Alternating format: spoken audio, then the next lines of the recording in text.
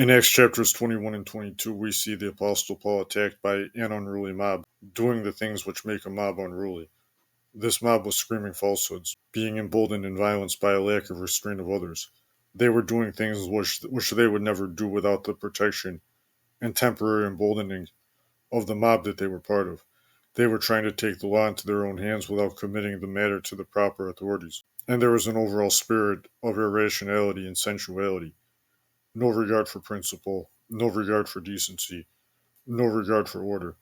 They were utterly out of control until their sense of self preservation demanded that they back off. The Bible has nothing good to say about unruly mobs and rioting, though it contains many accounts of these things happening. They are the work of ungodly, wicked people, 100% of the time. Usually, the cause of the unruly mob itself is a wicked cause. However, even if the assembled group's cause were actually a righteous cause, a mob which descends to unruly behavior and rioting is only adding more evil to the equation and making things worse by its behavior. The Bible does indeed know of righteous mobs, mobs supporting a righteous cause which are not unruly. We see one such example organized by Nehemiah. He was the governor over the Jews for a span in Old Testament times. He organized a great multitude to stand against rich Jews who were oppressing other Jews through predatory lending. Jewish predatory lending goes back a long way.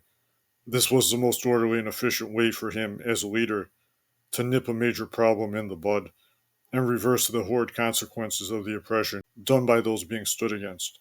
See Nehemiah chapter 5 verses 1 to 13. Some of the worst criminals are politicians and ultra-rich people who control politicians.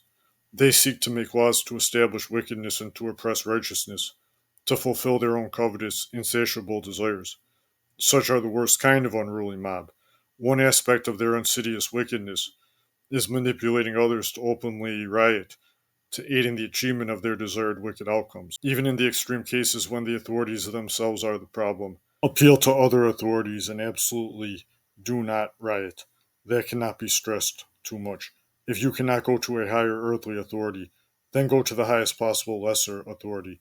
This allows for the provision of accountability and oversight, to do things as orderly and as peacefully as possible, to deal with the evil without committing evil.